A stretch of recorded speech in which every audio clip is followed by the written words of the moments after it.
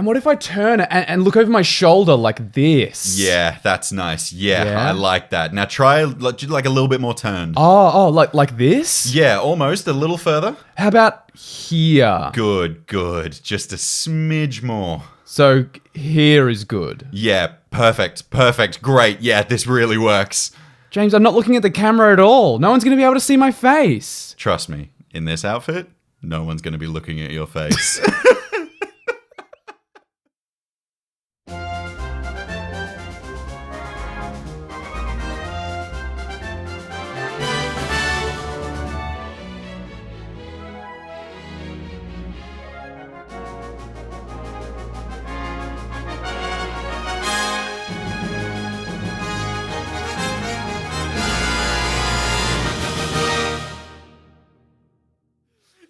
Not even make it through the last line. I'm sorry.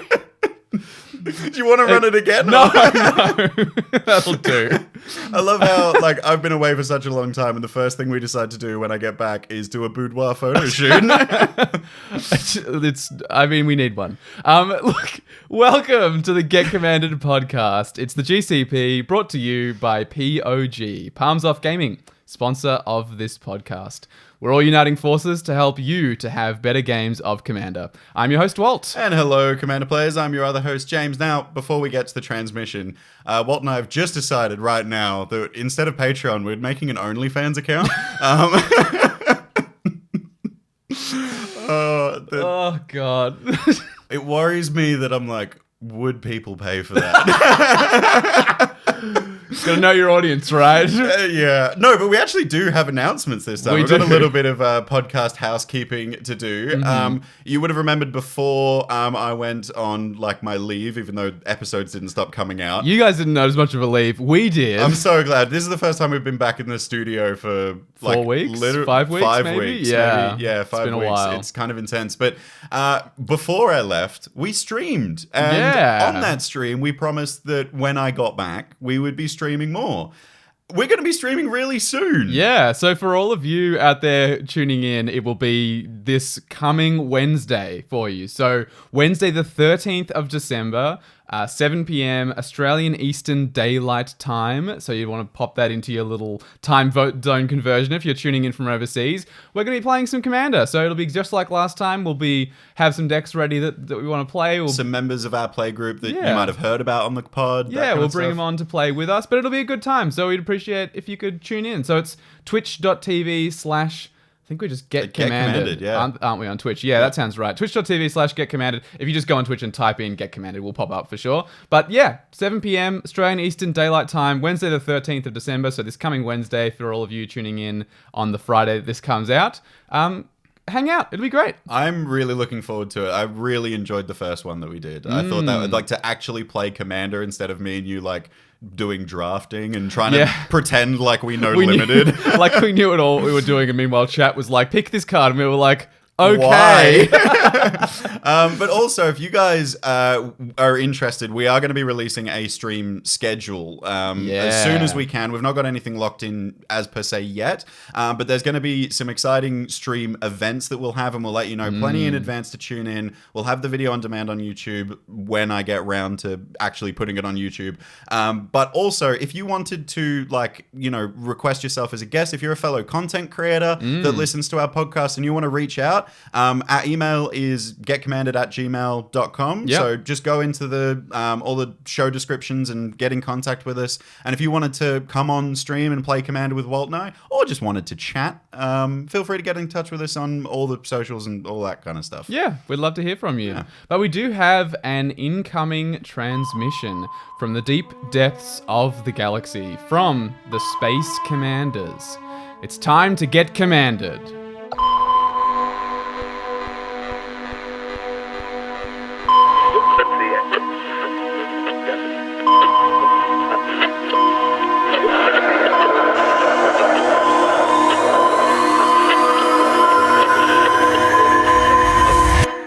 Some cards are so impactful to a Commander game that they create a crux in time, dividing the game into that which came before and that which comes after.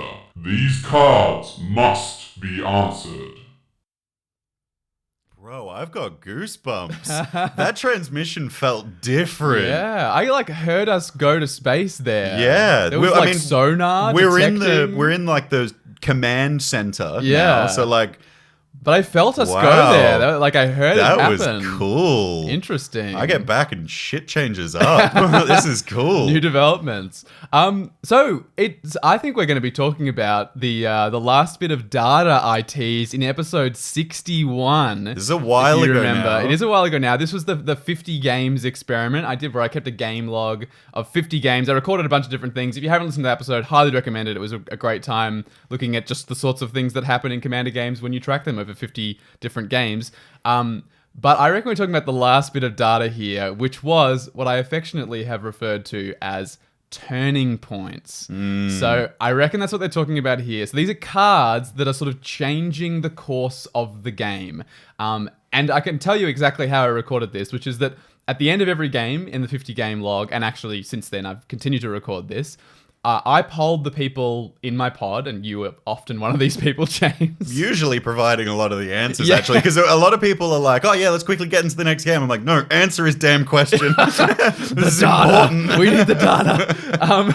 So I polled the people in the pod that I was in, including James, about cards that made a significant impact on the game. And notably, this was not like the cards that ended the game, because that was a separate thing that I was tracking. It's like a win con card. That was a win con card. We spoke about that in episode 61. But this was more like, and this is the way that I tended to ask it, was like, if we imagine that the game of Commander we just played was divided into acts, like a play or like a screenplay. God, you're a theatre nerd.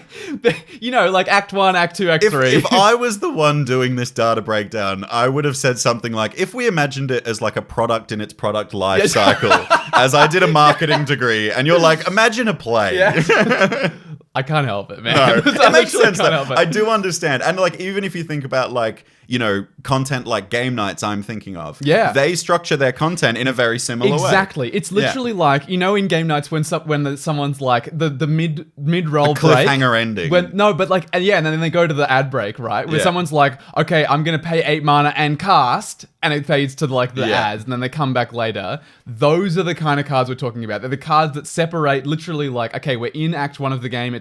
If Act 1 is called developing, we're all developing our boards. People ramping out, people getting their cards ready on the board, and then someone suddenly resolves spell X, and now we're in Act 2, because Act 2 is how are we going to deal with the fact that James just cast Worst Fears. You know? You don't. Yeah. Well, I take control of you and someone's end like, your we life. got to deal with James. And James is like, I'm stealing your turn. Yeah, you have to... Does it say target on Worst Fears, or is it choose on a resolution? I think gain control of target player's next turn sounds right. Okay, so you would technically have to say it as you cast it. That's true. So, but look, Commander breaks all those rules that we talked about before. You're like, okay, before I choose targets, which of you is my biggest threat? Who hates me the most? Did not. I basically asked the pod, okay, which cards moved us between the acts of the game? Like, which cards were these turning points in the game as they were unfolding? And then I wrote down the sort of 2 to 3 cards that people mentioned here. Mm-hmm. Usually it was 1 or 2 that people noted. I actually, for this episode, have decided to include all the data that I've recorded since the 50 games episode. So I actually have 67 games worth of data to look at here. Are you telling me you played Commander without me? I know. It honestly, no word of a lie, it was weird. Playing so much Commander without me? You have been my pod since I started playing Commander. Like, playing without you, like, one off is okay. Playing, like, 4 or 5 weeks where it was, like, never James at the game store, never a game with James, was like, this is different. This is a different thing. Well, I didn't play any Commander while I was away. And the game night that just happened on Tuesday night at our local game store, people, like when I rocked up, I was like, you know, people were like, oh, you came for a game, like, jump in. I'm like, Walt's not here yet. Don't fucking ask me. I have been waiting 5 weeks to get another game in with this man. I'm so Do glad. not talk to me. It was a good game too. We had a couple good games of that really night, great yeah. games. We didn't finish the second one. I'm just sad, but anyway, that happens. I don't know who would have won that either. I don't know. It was like one looking of those like games. a long game. I was gonna playing take about an Liesa hour, as well, which potentially. kind of inflicted that. Yeah, your fault. Anyway, go on. You've got more data. 67 games is how many I've pulled the data from. I only logged an example or two in 56 of the games that I played. Sure. Usually this was because the game was so short. So like I played some CDH or just like, you know, when you play like a game and someone just like shoots off into the lead, no one answers and the game just ends. Like it does happen. Like Yeah, it's 40-minute games happen, right? Yeah, instead of Act 1, Act 2, it's like this is a short story where the bad guy wins. Yeah. It's like the what if version of Commander. Yeah. If we're going back to the play metaphor at the beginning of the play when it's like, you know, it's usually like a tragedy in 3 acts. Sometimes it's like a 5-scene play in 1 act. You know, that's like this kind of a game, you know? Arch enemy does not get killed. Well, that's an interesting story. Game ends. Yeah, straight up. So yeah, there were no turning point cards because we didn't turn a point. Yeah. I mean, I feel like you said CDH. I feel like CDH is a lot like this a lot of the time. If someone turbos out, like a Godo win on turn 2 or 3 is this. Yeah. If someone just like resolves Thassa's Oracle and Demonic Consultation on turn 3 or 4. With nothing really developing a structure to a game. Then it's just over. Like the game's That's over. You can't really divide the game into parts like this.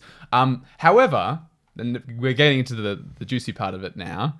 The numbers. The numbers. There were not 56 cards logged, even though I only logged 56 games. There were 80 cards logged because... Like multiple in a game? Yes. Yeah, there were often more than one card recorded, so a good chunk of the time. Like you said, it's not a win con card that's turning point. It could be like a lot of the ones that I said to you from memory were like board wipes, hyper relevant board wipes that come out. Yeah. Like, you know, they're not, you know, Overwhelming Stampede is not the cards we're talking about here. No. Yeah. So I reckon we should just get into the data. Let's do it. I'm keen. There were 80 cards logged.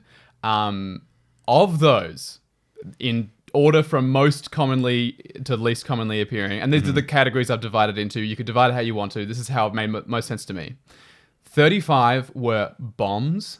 Sure. So like just a card that's just super sick and like, you know, 6 or 7 mana spell, whatever. Yep. 15 were board wipes, as you say. Yep. I mean, I remember saying like, oh, that Blasphemous Act was really a turning point because that reset the game. Yep. That's something I remember for sure. Yep. 12 were protection pieces. I'll go into exactly what those were. I'm not talking about like a counter spell. I'm talking like a way someone protected their board or protected their life total or something here. Right, so we'll go into that a bit later, but there were 12 of those. There were 11, I wanted a separate category for this, bomb commanders. So specifically, someone's commander was a bomb and it had to be answered. I mean, look, like, Gishath's son's avatar. If that hits the board, that's going to turn the tide. That's like, just the game now is like dealing with Gishath. Yep. I had 4 instances of what I called failed board wipes. So in other words, times where board wipes didn't matter. Because they were noted. Like people said, like, it was interesting the way that board wipe didn't work. That was like a turning point. Like someone protected their board, or like someone wasn't affected. Yeah, like it was like, that board wipe accelerated that player into the lead, or like that board wipe didn't stop the problem player. Right. You put back other players and didn't solve the problem. Yeah, sure. Yeah. Gotcha. So that happened 4 times. And then 3 times removal was specifically mentioned. I'm not saying there were only 3 times removal was important in those games. But there were 3 times where removal was turning point. The turning point. Sure. The fact that this removal was cast at that time meant that the game unfolded in this way. Gotcha. All right. Well, is that how we're going to like run through and look at these cards individually? Not in the exact order I just listed them, because the Space Commander said there's these cards that take over the game, which is what we're talking about. They have to be answered. So I think the way that I'd like to structure it is we're going to talk about the cards that you have to answer and then the ways that you answer them. Right. Gotcha. So like a bomb can be answered by removal or a board wipe. Or protection. Yes. So you can protect yourself from the bomb. Yeah. Have the bomb kill other players. Yeah. See where you're going with this. Cool. I like this. So I think we should just jump straight into that first category though, which was bombs. So there were 35 times where a card was noted that, in my opinion, is just a bomb. It's the mythic rare at the back of the pack that everyone goes, oh, you pulled that. Look, I extended the category a bit. Sometimes it was that. A good chunk of the time it was that. But it's basically any card that just warped the game around it. Like the game just became like, okay, the fact that James has card X means we have to do something about it, you know? And this was, again, I was polling the pod. So this wasn't just like my subjective opinion of like, oh, that card was a problem. It was like, no, the pod was like... Everyone agreed unanimously. We needed to deal with that card and we didn't. Or like we did and this is how we did it. Like that was how the game was defined. Okay. I wanted to note the most commonly appearing cards. I think these were the only ones that happened more than once. That none of these are going to shock you. Bolas's Citadel. Yeah. Sure. Yeah. The One Ring.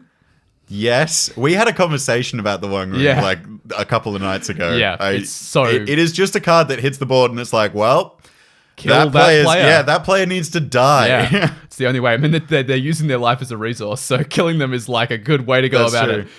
Portal to Phyrexia. Oh, this is the Brothers War. Yeah, 9 mana artifact. Each opponent sacrifices 3 creatures, and then beginning of your upkeep, you return a creature card from a graveyard to the battlefield under your control. Just insanity. It's wild. It's not even like exile it, make a 1/1 token copy of it. It's like get the full body of that creature, and if like someone removes it. Okay, cool, they remove the creature. In your next upkeep, get it back again. It's very, like, it reminds me in terms of the gameplay of the old Sheoldred, which was similar, where it's like each opponent sacrifices something in their upkeep, you reanimate something in your... But you only, with Sheoldred, reanimate your stuff. Yes. And also, Portal to Phyrexia, colorless. Goes in any deck. You can cheat it out way easier in an artifact deck that's producing a bunch of mana. You can cheat it out with like effects. You know, there's that blue creature that like you can bounce an artifact and put an artifact. Master Transmuter. Master Transmuter. Like there's so many more ways to just like cheat it in. And it doesn't have that clause of like if you cast it. This effect doesn't happens. care how you got it. Yeah. I've seen people also make copies of it, like Osgear decks. Is it not legendary? It's not legendary. Fuck off. I know. It's so silly. What the hell? It's a mythic It's the rare. Portal to Phyrexia. Surely that should be legendary. I guess there are probably more than one Portal to Phyrexia. They did go across the multiverse. Right? Okay, fair enough. I see that argument. And the last one here, another one from this same time in Magic Story, Breach the Multiverse. Yeah, that card has like once I would consider that card almost a win con card in the right deck. Like if you just resolve it, it's I mean, what is it? So 7 mana, each player mills 10. 10. You return a creature card from each graveyard onto the battlefield under your control. So it is just so good. Yeah, I mean, if your deck is built around it, you can win the game instantly. Yeah. I mean, like keep in mind, 7 mana, we have Sepulchral Primordial. Is admittedly a creature, so it has the busted effect of being able to reanimate, flicker, that kind of thing. But that says when it enters the battlefield, you get a creature card from each opponent's graveyard onto the battlefield under your control. That's a commonly played card in Commander. Like, it's a strong card. I love that card. That doesn't mill before you get the card, and it doesn't get anything from your graveyard. And 10 cards is a lot. 10 cards is so... Like, you can have empty bins. I've seen this card resolved. Yeah. No one's got a card in their graveyard, but when you mill 10, who's missing a creature? Like, very rarely is someone missing a creature completely after milling 10. How much of a baller do you need to cast this when everyone's got empty bins? That is an absolute Chad move right there. It's like, you know what? This card's so good, I'm going to prove it here, right now. Straight up. So yeah, those 4 cards appeared more than once. I don't think any of those are particularly shocking to people who've played a lot of Commander, especially recently. Those appear a lot. So there were some other cards that were sort of like, sometimes it wasn't a permanent, like a few of those cards were permanents. Sometimes it was just a spell that really altered the course of the game. Worst Fears is one I spoke about before. Yeah. You know, it's a big mana investment. I'm pretty sure one of those Worst Fears that was collected in the data was mine. It might have been the only one. Yeah. Even. It's a fun spell. I'm just so glad it says exile it, because if it didn't say exile it on resolution, I'd break that card. Admittedly, you copy it when you cast it most of the time, which kind of gets around the whole exile clause, really, when you're still getting multiple copies of it. Teehee.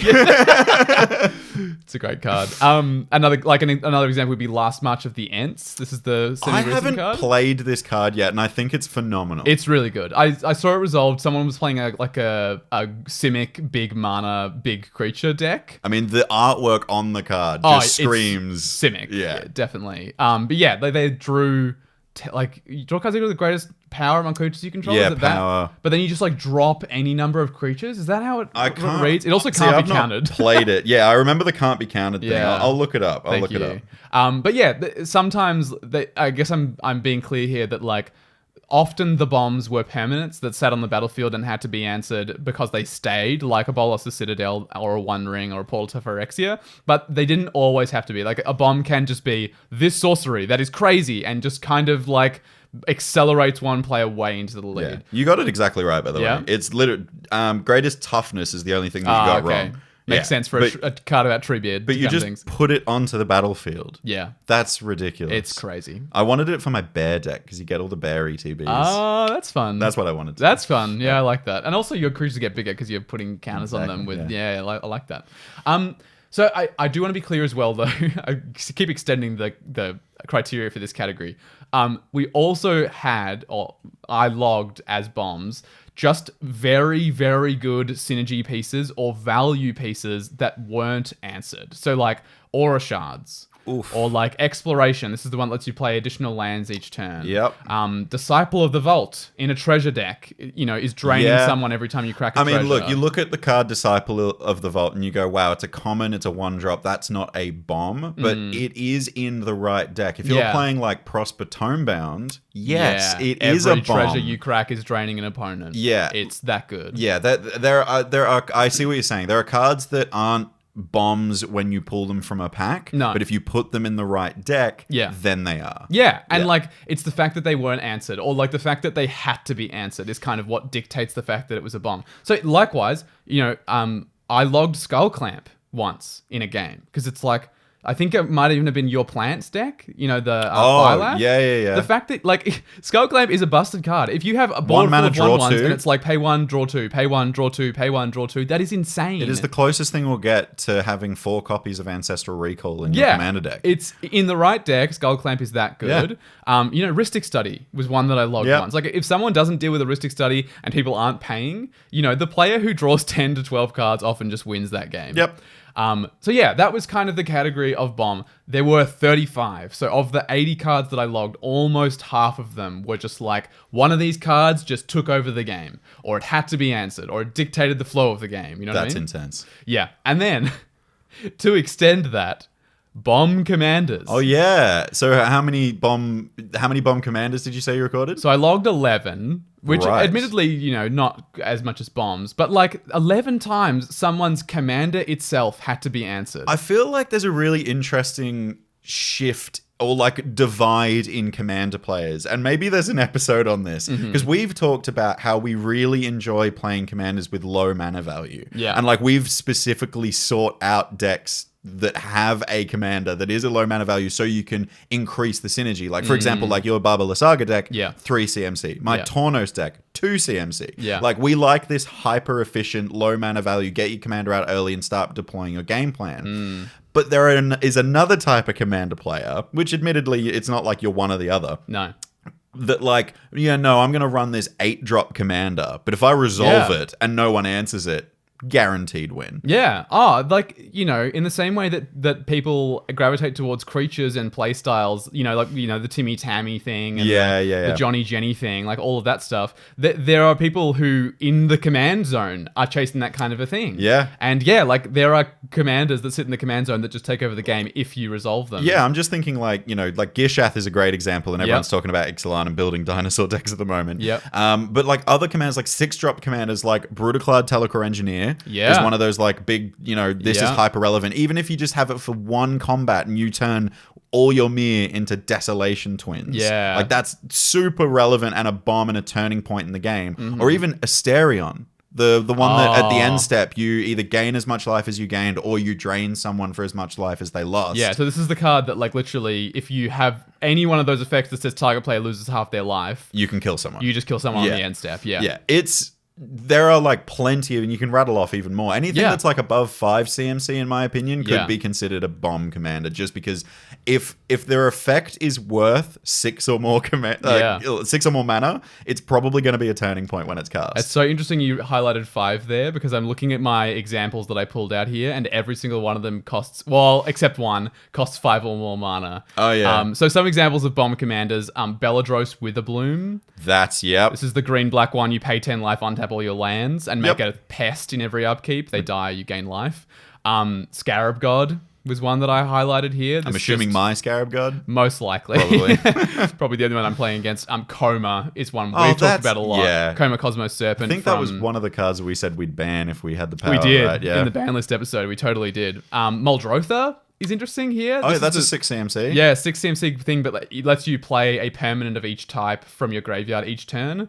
It's just like, if someone has like a fetch land, cool. They hit their land drop every turn. If someone has like a Reclamation Sage, cool. Every single turn if they want to, they blow something up. Yeah. I've played against players who have Hostage Taker, which Ooh. ETBs exiles an artifact or creature, and then you can cast it later. But notably, it just exiles something. So when that's a ETBs. card advantage engine, Yeah, and it's like removal on a stick. What am I going to do? Over again. Remove? Like, you have to exile it because Yeah. Muldrotha is just going to cast it again. Kenrith, Returned King, obviously, like the 5-mana commander that does everything. Yeah. The only one that didn't cost 5 that I highlighted here was Yuriko. Oh, yeah, sure. Okay. Which, like, admittedly, it's just the kind of thing where, like, a Yuriko player gets to a certain point where they have, the Brainstorm in hand. They've got 3 ninjas. Like, one or two of them are unblockable. Yuriko's on the battlefield, and you just kind of like, anything could happen. We could die right now, Spin that wheel. Well, that's the thing about a really good Yuriko deck, though, is they're not spinning the wheel. Like, Yeah. They've got Brainstorm and Draco in hand. It's like, there's no wheels being spun here. I don't want to spoil some content that will be coming out soon. Oh, is that not out It's yet? not yet out, Okay. but it will be soon. Sure. But go subscribe to Multanun's YouTube channel because I'll be featuring on a game that's Yuriko themed, and that's all I'm gonna say. It's I'm excited to interesting. see this. I think it'll be fun. I wasn't excited to play it. I was like, I'm pumped to see it. I think it'll be a really go interesting. subscribe to their channel. Yeah. Huge shout out. But yeah, Yuriko decks do take over the game. But yeah, look, these are commanders that are just such a value engine, just kind of in and of themselves, that you have to answer them. Like, Belladros and Coma making a token every upkeep. Just that on its own. It's 4 tokens a turn Rotation, cycle. yeah. In the case of Belladros, it's the life gain that you want from them, right? Like, you can sack them and then you gain life, which you can use to untap all your lands. But Coma just wins, right? And like it also when you have protects itself. Yeah, when you have a certain number of 3/3s, it's like, cool, the game is over. Like, if we don't answer Coma in 3 turn cycles, you have 12 3/3s. Like, every turn you're going to be able to kill one of us with that number of creatures. Yeah, but like, I have a theory that like the commanders that are bombs, people have this knee-jerk reaction to because they see them in the command zone before the game starts and they're like, oh my god, that effect is just way too good. If you resolve that, I'm killing you. Yeah, well, it's so interesting that you say that because the player, I was interested in this, like basically this exact thinking. I was like, I wonder how often that player with a bomb commander actually won, right? Yeah. The player who deployed a threat like this and then it was logged, right? Like, so after the game, someone was like, Kenrith was a problem or Coma was a problem, whatever. There was 11 of those. Only 2 of those times did that player win that game. So like round like just over 10% of the time. Yeah. It's that player loses because their commander's a bomb. No, like 90% of the time. Sorry, yeah, no. They're So losing. they actually, 10% so of the when time they actually resolve win. it, Yeah. They actually win with the bomb. And like, so this, shout out to commander players. Yeah. You guys are aware of the threat. And Threat going assessment like, on point. Okay, Coma just hit the board. Kill the Coma player. But I tell you what, that does support our theory of going to more synergy piece commander style gameplay because, there you go. If your commander's a bomb, your 90% chance, according to the small data set that we have here, to lose that game if you resolve your commander. Yeah. That's actually, like, imagine, like, someone giving you a deck and being like, yeah, statistically speaking, don't cast the commander because it won't win you the game. I'd be like, why are you running this as the commander then? Yeah. That's like, it's the exact same theory that I had when I changed my Brutaclad Telecore Engineer deck into a Tornos deck. Yeah. I was like, Brutaclad, if I resolve it, I just become enemy number 1. So Tornos is like not a threatening creature. Yeah. But needs to be answered in some description, but is so low CMC, I can recast him later. Like, it's interesting. 2 out of 11 times it actually worked the way they wanted it to. Look, I think I will say, like, there are people who play differently to me and you and are after that experience of just explosive start, resolve my thing, deal with me or I win. There are people who love that, right? And so it doesn't even matter if they win or not. They just love the experience. But I would say, agree with you in that if you're a player who gets removed in a game really early and you're sick of that, like if you're like, no, I just want to go the distance. I don't care that much if I win, but I want to like grind it out. If that's kind of what you feel you'd rather be doing, I do agree with you. Play a low amount of value commander that doesn't draw so much heat. But yeah, certainly, like, equally, you can win. Like, you can play one of these commanders and you might just win the game, so... Try building a Catilda and Lear deck, for example. That command is terrible. If you can win with Catilda and Lear, hat off to you. Send Walt your deck list. He wants notes. I don't even know if I do. I love how bad that deck is. So those are all the bombs.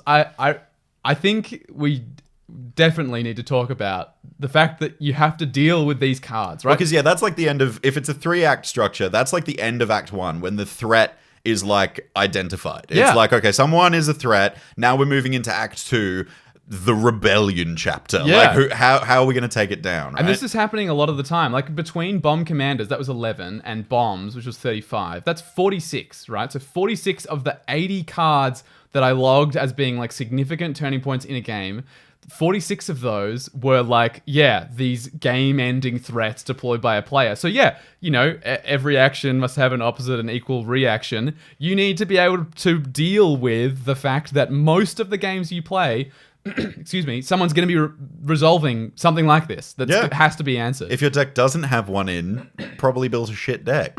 Maybe. So we didn't note very many of these, but removal, right, was highlighted here. There were only 3 noted. So because of, like we said, because of bombs, removal is going to be so important.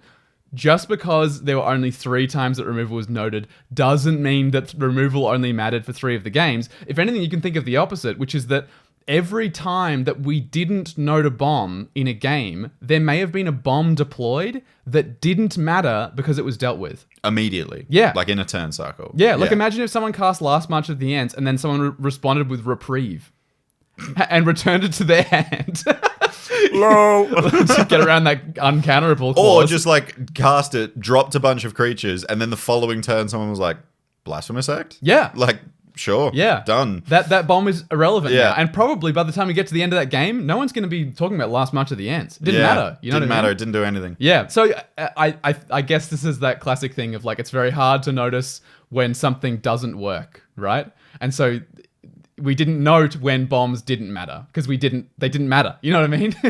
It's a bit of a paradox, but...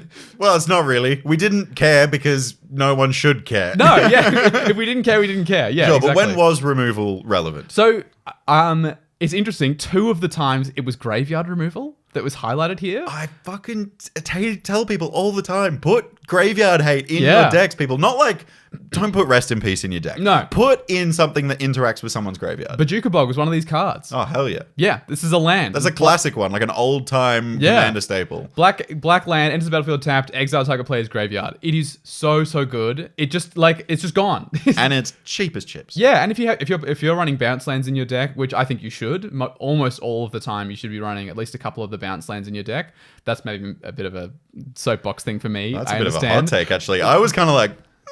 Well, I think most of us are playing 2-color decks, I guess is what I'm saying. Sure. In a 2-color deck, I think you'd be silly not to include at least one of these. But anyway, you can deploy Bajuka Bug multiple times.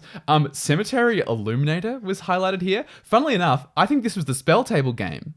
I think this was the last game we streamed. I think this was Cooper's Flyers deck. I'm pretty sure he was playing this card called Cemetery Illuminator. When it ETBs or attacks, you exile a card from, I think it's defending player's graveyard. Yes, and I was playing a flashback deck, wasn't I? Yeah. And I was like I remember this now. And I was playing Barbala Saga, so my creatures were being exiled all the time as well. Oh, yeah, wow. It was like a good piece. Yeah, okay, all right. I see.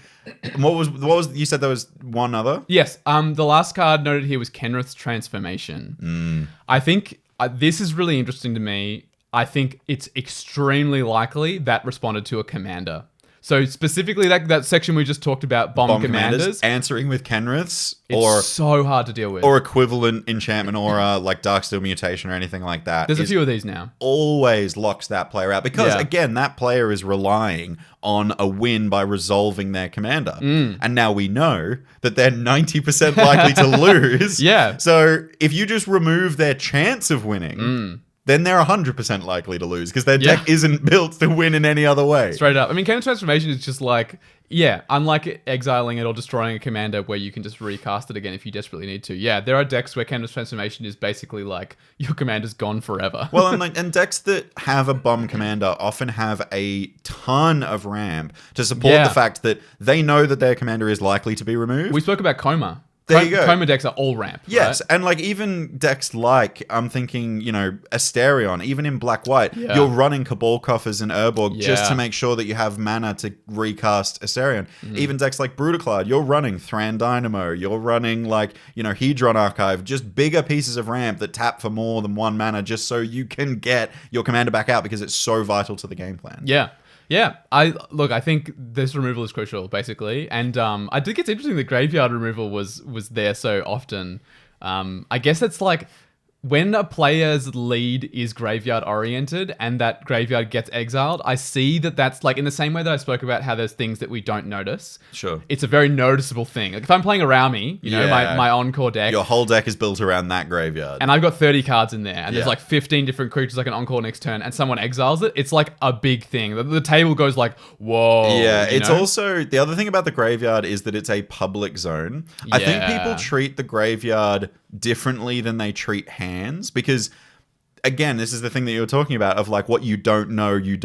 Yeah. So someone can draw a bunch of cards and you're like, they could be a threat, but someone just mills 20 cards and I can see all of the threats in the graveyard. Yeah. I need to deal with that. Yeah. So like it's a confirmation, not confirmation bias, but it's like a distortion of what they see is important. Yeah. Is the thing that they can see is really important and the thing that they can't see is less important because they don't know what it is. It's the enemy right? Like yes. you can see the way that you lose to the graveyard deck in a way that you can't see the way that you lose to the player who's drawn 30 cards. Like the control player or something like that, yeah. Really good players are aware of both and will point out, players who've drawn a lot of cards. Basically, every time you draw a lot of cards, I tend to be like, guys, James just drew had like a 40 Vietnam-style flashback of Walt being like, guys, did anyone notice James draw like 20 cards then? I think we should kill him. I'm like, it's fun. Shut up.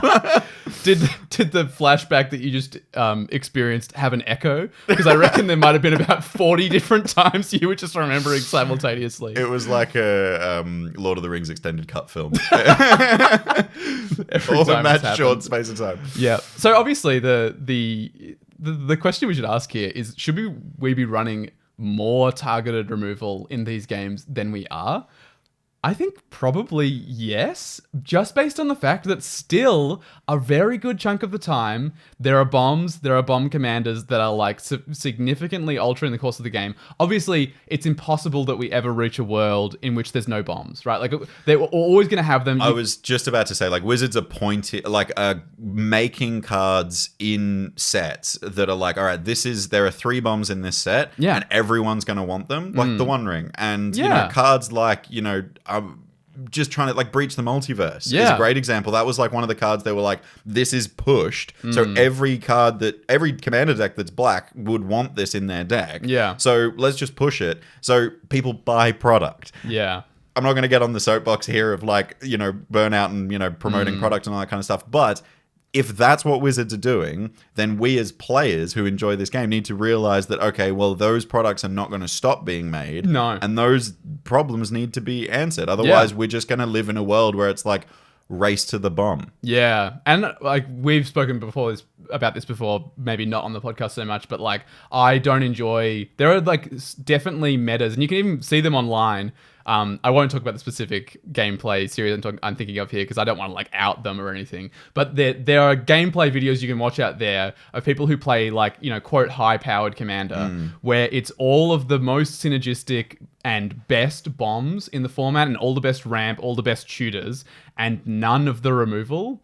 And they might be, to me, my least favorite games of Commander that I can watch. Because it's just who gets it out first. It's just a race. Yeah. It's just a race. There's none of the ebb and flow of like, oh, is that going to be answered? It's just like, okay, you know, the Kinnan player has dropped the, what's the 7 mana, triples your mana creature? Nyx Bloom Nyx Ancient? Bloom Ancient. You know, that player has Nyx Bloom Ancient, and I know based on the way this game is going that none of these other players run removal. It's like, this game just ended. Like, it'll have 3 more turns in it, but the game is over.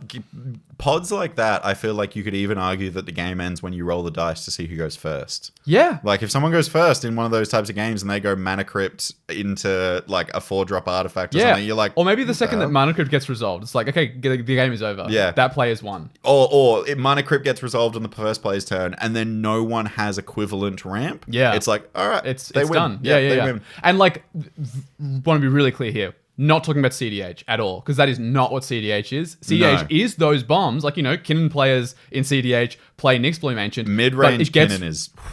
It gets responded to. You know, someone is going to cast the Phyrexian Revoker and name Kinnan. Yeah. Kinnan can't be activated anymore. Someone's going to, you know, cast some removal spell on Kinnan that means he can't ever come back. You know, like... Or someone's going to play that 1-drop that creatures can't enter the battlefield from the library. That kind of stuff. Like, it just turns off. Yeah. Things will be answered, for sure. But yeah, I agree. We need to keep up with the number of bombs that get printed. And WotC are never... It's never going to be in their best interest to print as many great removal pieces as they print great bombs. But we already have so much good stuff. We're very lucky in Commander. Yes. Like, the great cards already exist. Path to Exile exists in our format. Swords to Plowshares. Like, even the auras we talked about. Kingdom's Transformation. Darksteel Mutation. There are so many great removal pieces out there. And they're not as exciting as putting a consecrated Sphinx in your deck, but... they might win you the game. Yeah. And look, besides targeted removal, the other thing we're going to want to be thinking about is mass removal. Board Wipes. Yeah, Board Wipes, which will be the second half of the episode. But before that, we do have to take a thrifty interlude. A little break that won't cost you an arm and a leg. It changes every time. Just going to try and shift it up, do something else. Eventually you land at the right one. Eventually, I think I'm just going to land on have a break, have a Kit Kat. Like... That marketing major really paying off. So we do need to hear a little something about a thrifty card. And as is tradition, I will be performing a monologue. And this week, the card is brought to life in monologue form from the perspective of someone in the card's art. James, would you like to read the card I'm featuring this week? Disturbing. Now I realize what the card is and who's in the art. Yeah. Terrified for this one.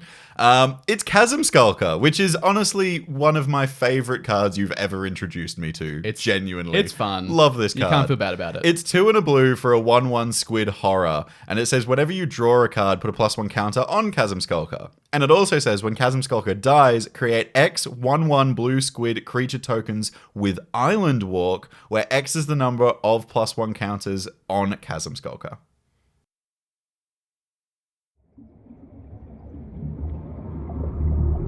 I am the dark and the cold, the lake beneath the glacier, the empty, black eternity.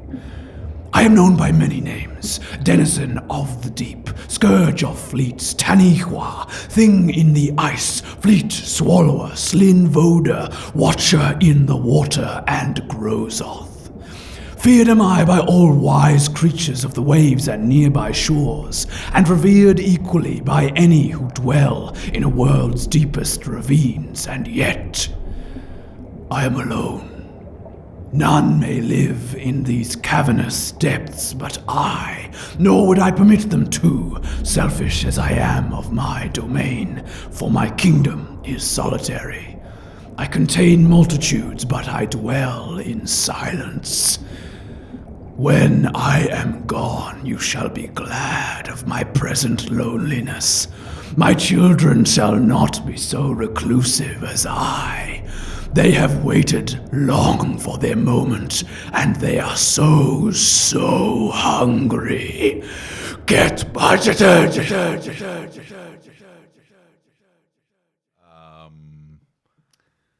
He's not very funny, that guy. That was a different... Are you okay? He's not funny. I don't know. That was... I'm not comfortable anymore. I mean, that, if anything, it does reflect how that card works. Those Island Walkers, they come and get you, boy.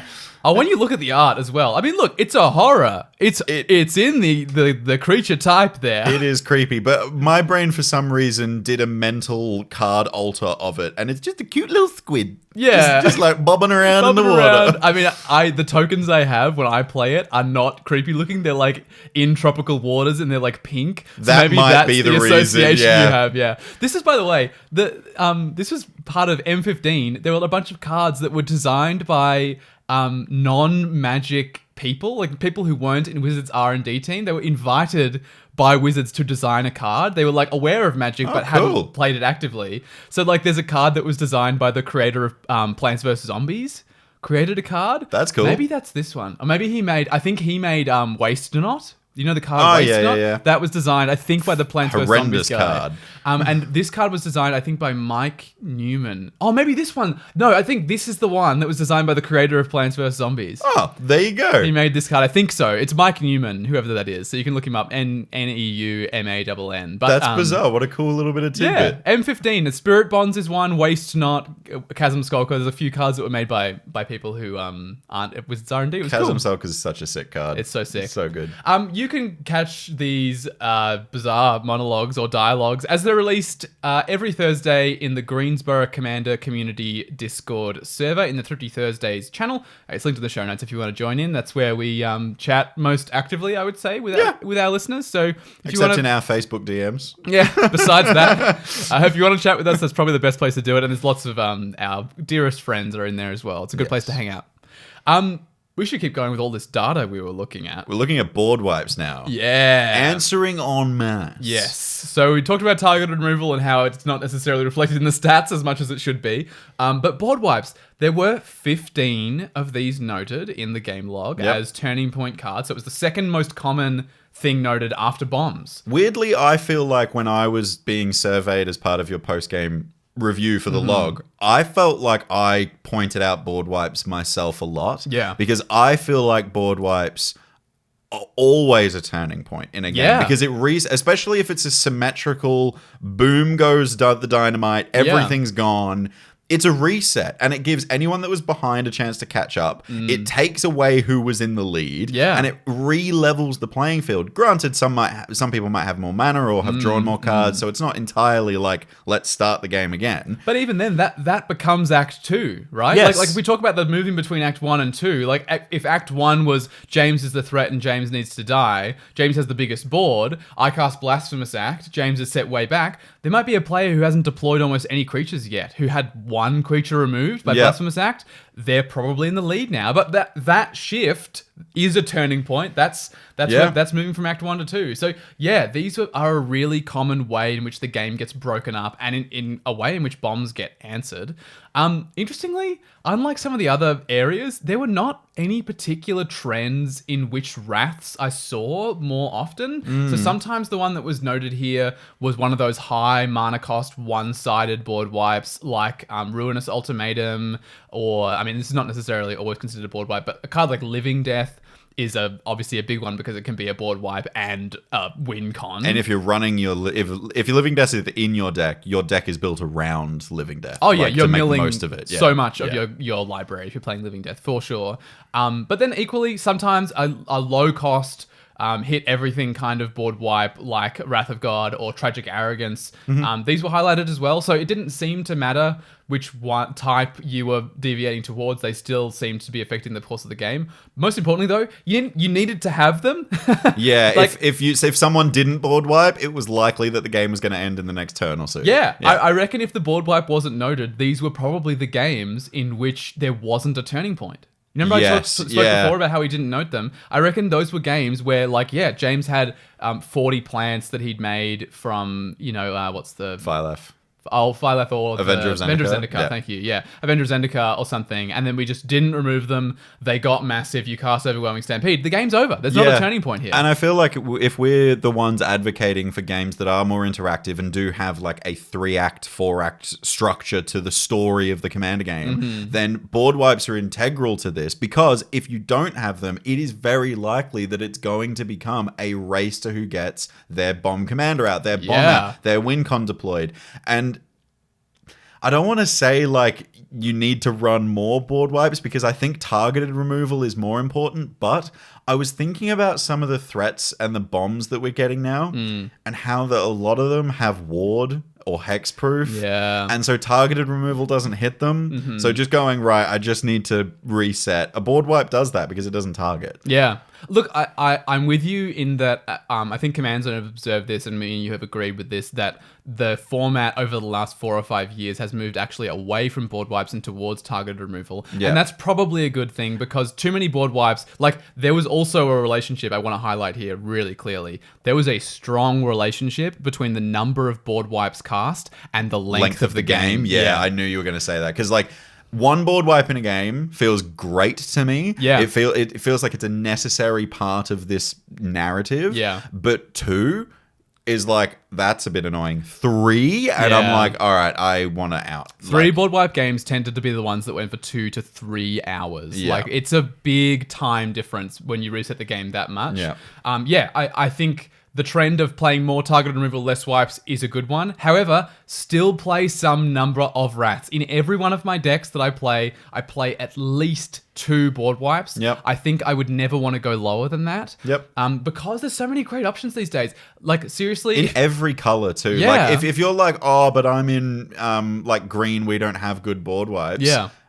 Bull. Yeah. I'm sorry. Like there are. Like Azuri's Predation, for example. Or Oblivion Ring. Yep. Even Boom Pile is a perfectly serviceable board wipe. It's pretty funny. If for those that don't know, Boom Pile is a 4 mana? 4 mana. 4 generic. 4 generic mana for an artifact that taps, and you flip a coin. If you flip the coin and it lands on heads, everything goes bang. If it's on tails, nothing happens. So it's like a 4 mana maybe board wipe on the turn it comes down, or just keep trying over and over again until it happens. It destroys all non-land permanents though, so the ceiling on this card is very high. For 4 it's mana. Not even all creatures, it's all non-land. So it gets enchantments, artifacts, everything. Absolutely everything. All right. You know, it's an artifact, so if you're in an artifact recursion kind of deck, you might be able to get it back if you need to later.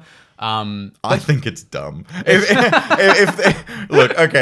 Walt's being like, there are good options in every color, even colorless, like Boom Pile, I would be arguing, look at Oblivion Stone before Boom Pile. I'm not gonna lie and say that it's better than Oblivion Stone. Okay, good. I'm glad we're on the same. I thought you were about to. But it is funnier. It is true, especially when you're like, you know, everyone's round the table watching you flip the coin, going, please, please, please, please, please, please. It creates memorable moments, I think, which is a good thing. But look, even if like, let's say you're a goblin deck, right? You're probably going to go wider than any other deck on the table. You're in red. You're like, I don't want to cast a blasphemous act that's going to destroy my whole board. Play Volcanic Torrent. I am begging you. This card is so good. It never hits you. I am so hot on this card. I actually, literally one of the last games we played, I was in the tank trying to think, and you figured out what I was trying to do, because Volcanic Torrent, for those that don't know, has Cascade firstly. It's 5 mana, 4 and a red. Yep.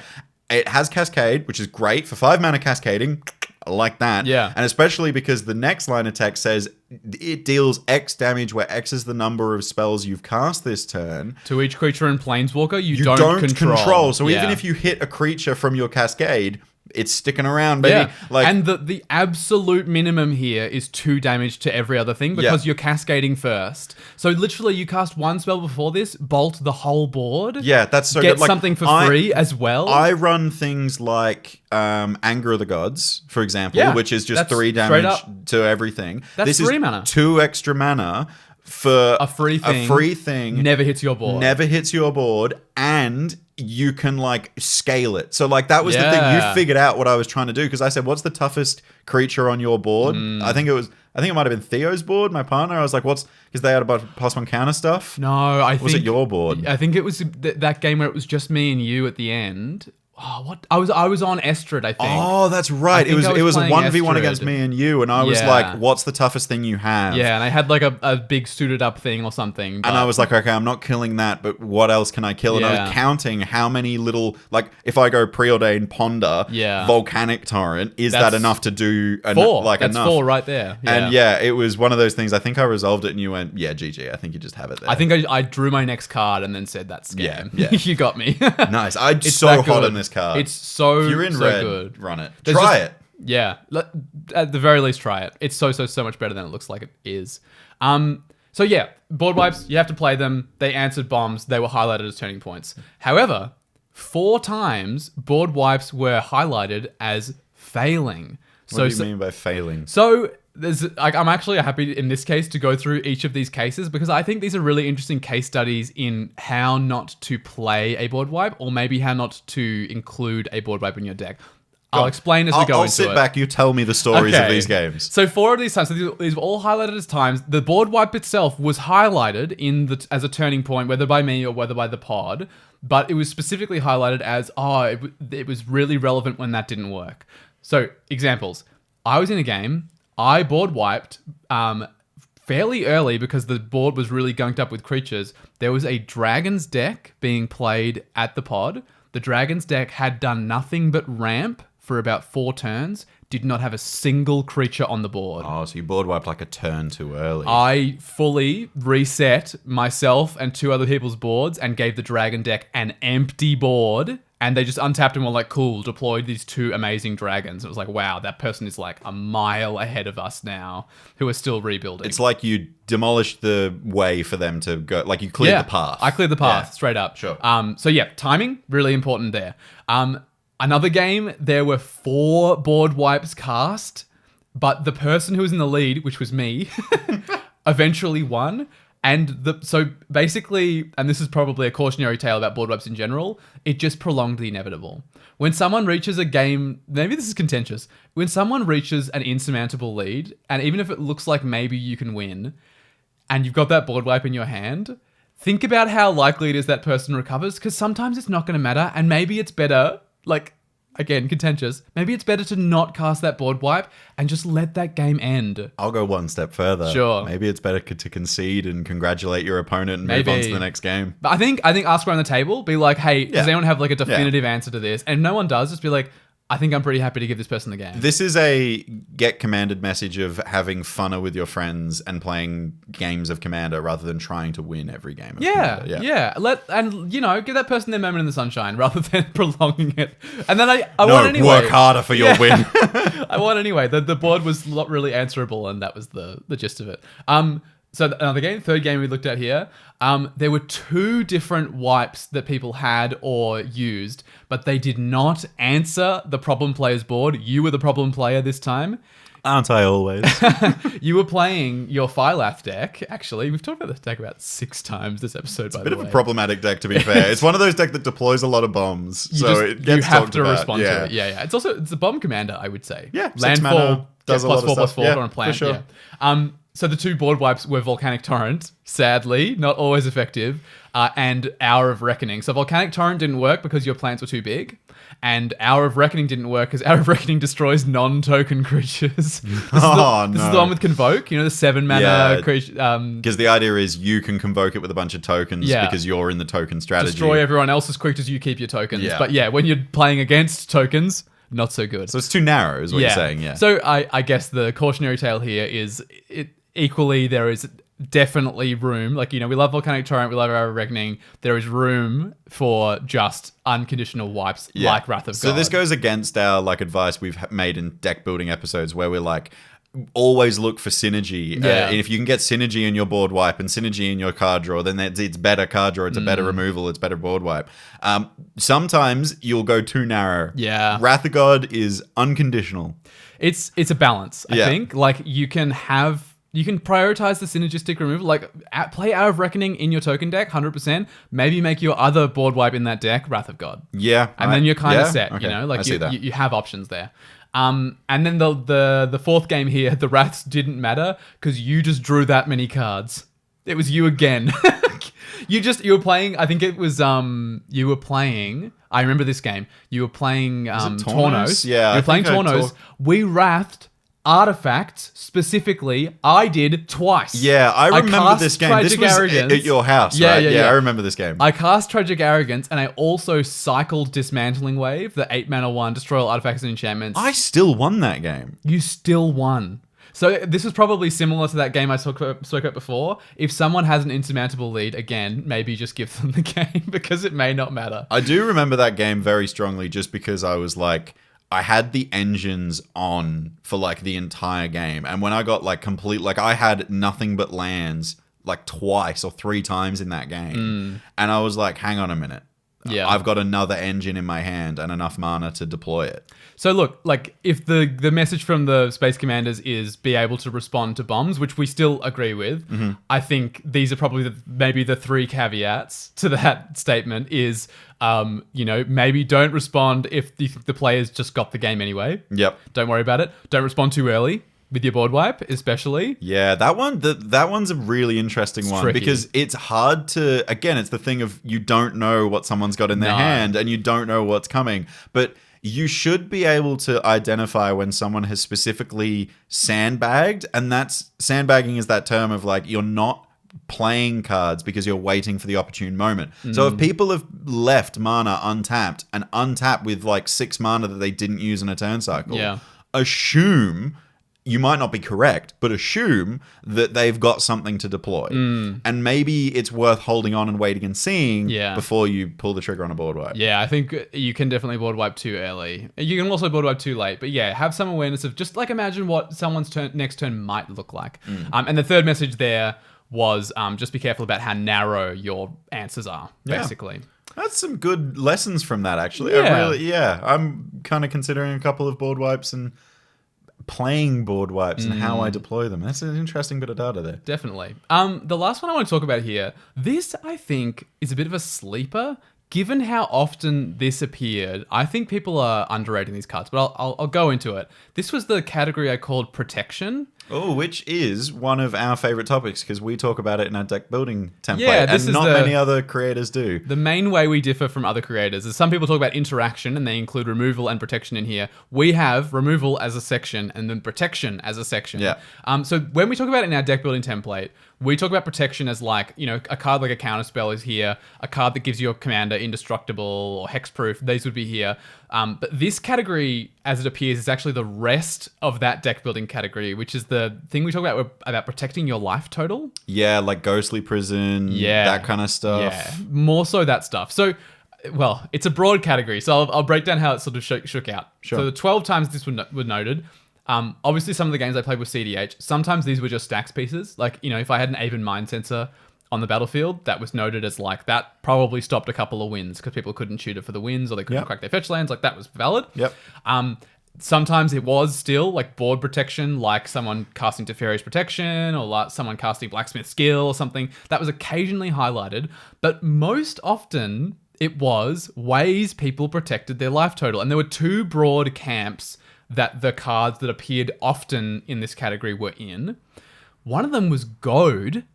I feel like I see that a lot more than I used to nowadays. It's the cards that are playable with Goad have gone up a lot. Yeah. So Disrupt Decorum is an obvious one that was included here. This is the 4-mana sorcery. Goad every creature you don't control.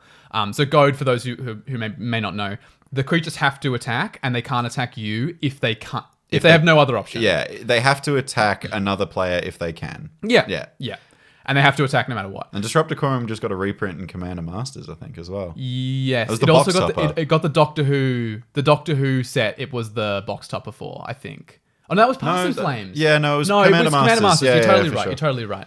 Geode Rager was another one that appeared here. This is the card that people said was like so bad when it came out. I think it's better than people give it credit for. I know exactly what Geo Rager you're referring to as well. It's one of our good friend Abe's. Yes. It was it's whenever a land ETBs, you goad every creature target player control. So if you get 3 land ETBs, you goad everyone's boards. Yeah, this becomes Disrupt Decorum on a stick. Yeah. And it's like 4 mana, 5 mana? It's a 6 mana creature. 6 mana, okay. Is admittedly where people were like, I think this should have cost less. But I think people underestimate how easy it is to hit a land drop. It also, I will say, that in that game that I'm thinking of specifically, went unanswered. for a long time because people were like, Yeah, straight up. So yeah, goad was highlighted a lot as something that changed the course of the game, and then the other area here is more so what you highlighted, which is sort of what I would call like prison effects. Yep. So ghostly prison is here. Authority of the consoles was one that was highlighted. Things here. entering tapped. Creatures enter tapped, and you gain a life when they ETB. And solitary confinement. Oh my god, you and that friggin' card. I know you've got like one copy of it, and it's the etched foil one from Modern Horizons 2. Modern Horizons 2, yeah. Oh, every time it lands, I'm like, I need to answer this, but I never do or never can. Yeah. And it's always like the reason you win. It's so good. So this is it's been featured on Thrifty Thursdays before, actually. It's an enchantment for 2 and a white. You skip your draw step. Seems good. Woohoo! Then the better bits of text. You have Shroud. Prevent all damage that would be dealt to you. All damage. All it's not damage. even like non-combat. It's not even like combat. Prevent all damage that would be dealt to you. And then the last bit of downside. At the beginning of your upkeep, sacrifice it unless you discard a card. So the place you play this card is in an Enchantress deck where you have a bunch of Enchantress effects that say when you cast an enchantment, draw a card. Because then basically you're not worried about that not drawing a card in your draw step. You're not worried about going down on cards by discarding a card in your upkeep because you're going to be going up on cards by how many enchantments Or you just decks that draw multiple cards guaranteed every turn. Yeah, if you have a commander that says draw a card on it, you know, like even like a Hullen deck or something, would be a cool spot or for this. even like I'm thinking about potentially running this in my Liesa Shroud of Dusk deck because all the card draw effects in that deck are like Phyrexian Arena type things of like just draw one extra card a turn. So if you can just Phyrexian Arena works. Is upkeep, upkeep. I was just thinking if you have one of those cards that said you draw an extra card in your draw step, doesn't won't work. work. You're skipping your draw step. But no, Phyrexian Arena would work. Yeah, so like most of the card draw effects in Liesa are draw one card at this point in your turn. Yeah. So I would happily put that in that deck. And it's it's a prison deck as well. So definitely. Look, I really wanted to highlight these cards especially because they run away with a game, not to the same extent, like they weren't flagged as often as bombs. I don't want to say that these cards are the same as a bomb, but they're not as noticeable as a bomb and they fly under the radar. And I think when people are using their removal, they're using their removal on those bombs. They're looking at Portal to Phyrexia. They're looking at Bolas's Citadel and they're going, that has to be answered. They're not necessarily looking at Ghostly Prison and Solitary Confinement, but based on the data that I was flagging here, these were still cards that at the end of the game, with hindsight, I think, were turning points in the turning game. Points. When People were were going like, resolved. actually, like looking back at the game, yes, Portal to Phyrexia was really bad, but we dealt with that. We never dealt with Solitary Confinement. And then like, you know, Walt had won the game. 80 life by the end of the game. Yeah. It's ridiculous. Yeah. So like they don't look as threatening as a bomb because they're not a bomb. Like I think pretty categorically, most of these cards would not be considered bombs by most people. But they're still running away with games and they're going unanswered. I'd agree. I mean, like my physical reaction to you saying Solitary Confinement. Yeah. I'm now very aware that these cards do that. But even like, I reckon, even like the other night when we were playing, my eyes are more drawn to those cards. It's like the scene in Doctor Who, the one where they wear the TARDIS key, and you're it like, doesn't make them invisible. It just makes people not want to look at them. Yeah, That's what these cards are. Yeah, they're wearing the TARDIS key. Your eyes just slide necklace. over them. It's true. There you go. True. But like, by the way, if we can give like a counter bit of advice here, you should remove these cards. If you see your opponents deploy them, that's like the main lesson from this bit, right? Yeah. Is like if you see these cards, you get rid of them. Yeah, like play more of them is like, I think for me, the main lesson is like, you can play more of these because people aren't going to remove them. But equally, as our devoted listeners will let you in on the secret, get rid of the cards. They're so bad. You heard it here first. If you see Walt play Solitary Confinement, no! Blast that thing to hell. Not me, please. Leave my ghostly prison alone. Hey, you've shared so many of my gameplay secrets on this podcast. Fine, I guess. So many people that I play with now are like, oh, Walt told me to do this when playing against you and it worked. I'm like, I'm so glad you listened to our content. Thank you. But James, I am me.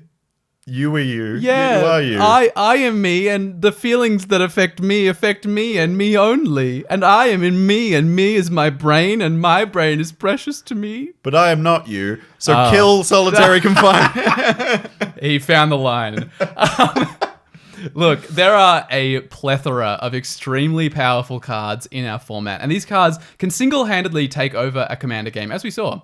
However, they can be answered, and it's your duty as a good Commander player to ensure that the mountain of awesome cards is not insurmountable. So run more removal and run over your opponents. Space Commanders, Command received. Oh, it feels good to be back. I know for the listeners, it felt like I never left. But well, yeah. There was one episode you weren't on. That's true. You did just get abducted solo. I did. Are you okay? I'm okay. It's a weird experience, right? I reckon it was exactly like net zero experience on me. Because yes, I got abducted and they like probed me and like weird stuff happened to me. But I got to talk about Catilda and Leah. So those things are like roughly... Bit of a win. Roughly proportionate, Did you get to keep your stinky boot or did they keep that? I've got my stinky boot. Good, I'm glad. Yeah, I like your stinky boot. I knew you did. I knew you did. So, I'll do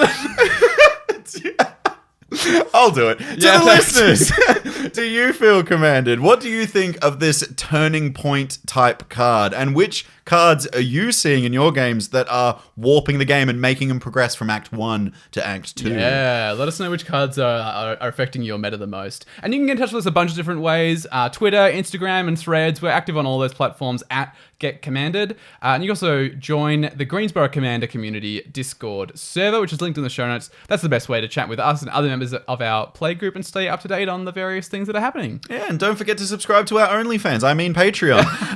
It's linked in the show notes, but the Patreon has a bunch of ways you can get rewarded for supporting the content that Walt and I make. And we'd like to make a very big thank you to our patrons, Stella Tam, Fuzzy, Bottomless Possum, oh my god, I'm going to do this whole thing again. Okay. We'd like to thank our patrons, Stella Tam, Fuzzy, and Bottomless Potamus. There you go. You got 2 shout outs this episode, guys. But we'd like to make a very special shout out to Fletcher Cutting for supporting us in the Space Commander tier. You are the best. It's true. And a big thank you to Palms Off Gaming, who sponsor this podcast. They make some really, really fantastic deck boxes, sleeves, binders, and other gaming accessories. You can check them out at palmsoffgaming.com.au/#GetCommanded. You get a whopping 10% discount on your purchase from Their Palms new Off. blackout sleeves are I'm going to replace every deck I have with blackout sleeves. Whoa. I've decided that I like big words. My CEDH deck, arguably the deck I probably play and shuffle the most. With the most expensive cards in it, With too. the most expensive cards in it.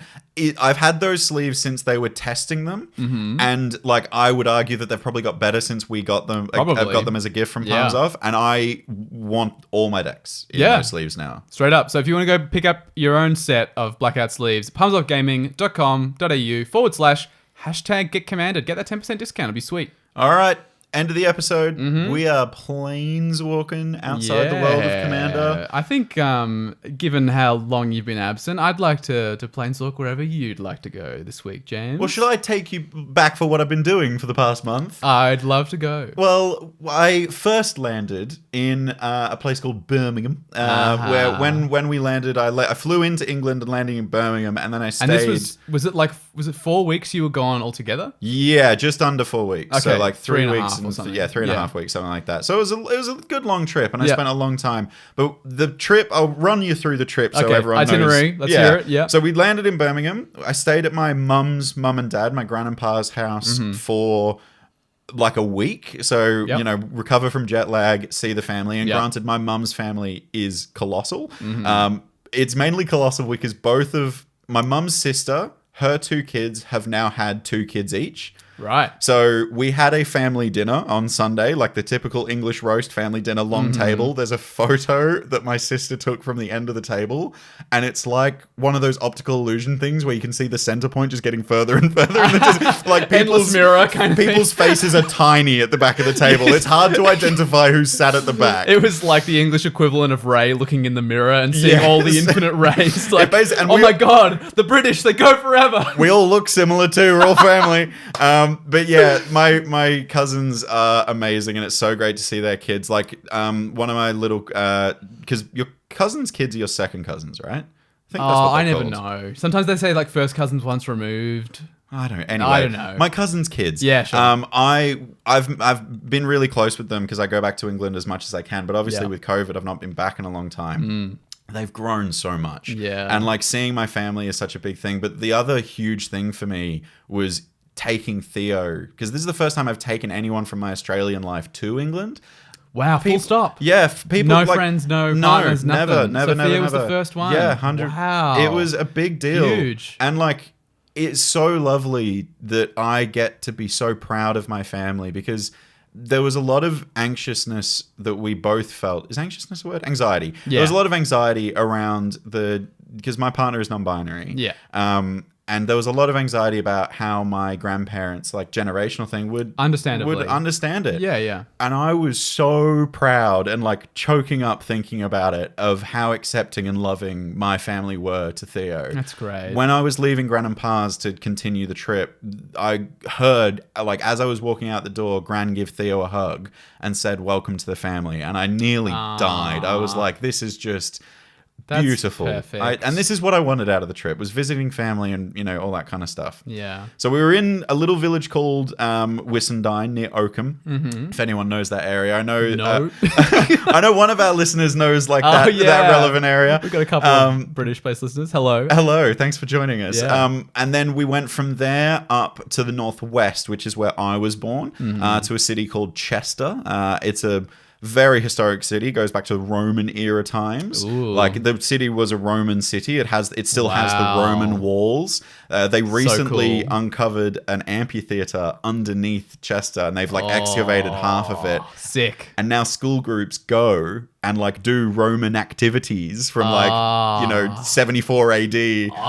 My inner actor is like, holy cow, let me do a Shakespeare in the Roman amphitheater, please. You would love it. Well, or a Greek tragedy, Antigone. That would be sick. I'll get to Shakespeare in a minute. Oh, okay, okay. But then we were staying with some friends, and I also saw my dad's mum, grandma, while I was up there. And my grandma's just been recently not well, so seeing her was fantastic. Great. And if anything, grandma was the most supportive with Theo's gender transition. Cool. They said, "Oh yeah, chop your boobs off." They're annoying. I'm like, "Fuck yeah, grandma! What a win!" I'd do it if it was acceptable. Yeah. If I wasn't like 86 years old, hell yeah. Get these things off of me.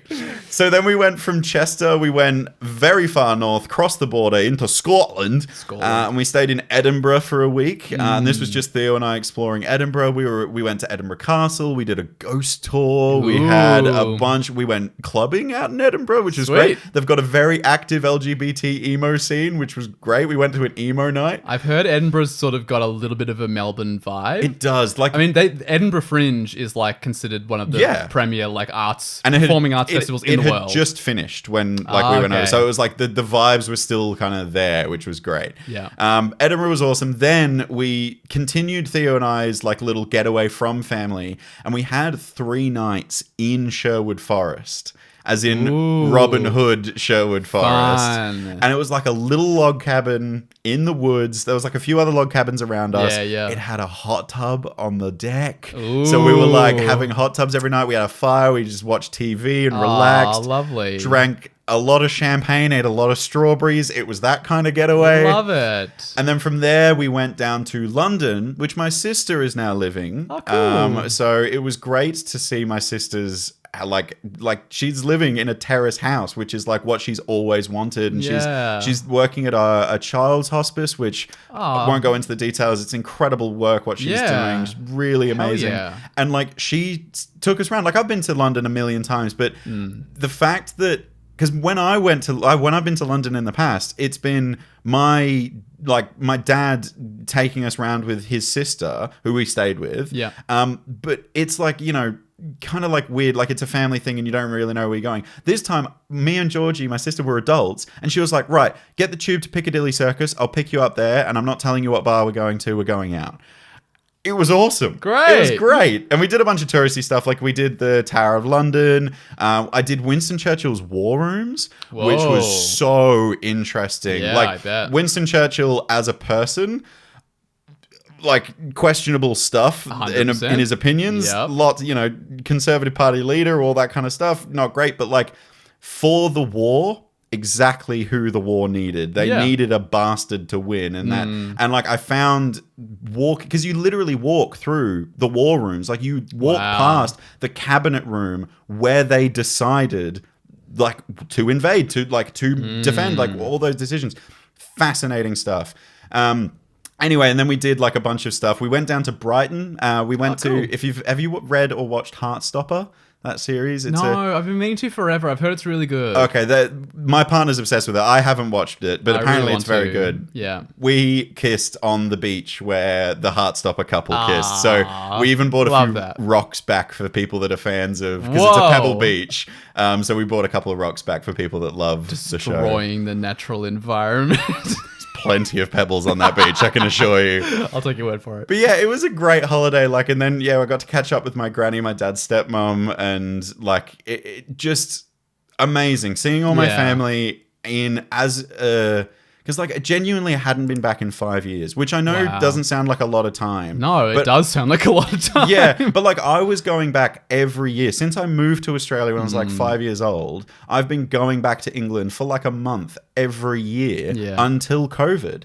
So it was really nice to see my family and hang out with my friends who shout out Squirrel Lord on Discord. One of my mates hopped into the server. That was the only Magic that I got to play. Was a couple of games of Modern with Squirrel Lord. It was good fun. But shout out if you're still listening and want to play Commander. Definitely started up at your LGS, like I said. Yeah. But yeah, it was an awesome trip. I am very glad. I missed you a lot, though. I missed you a lot. It's been weird without you, but I'm glad we managed to get some content lined up, and it'll be great to have you back and more exciting stuff. Check out that stream on Wednesday.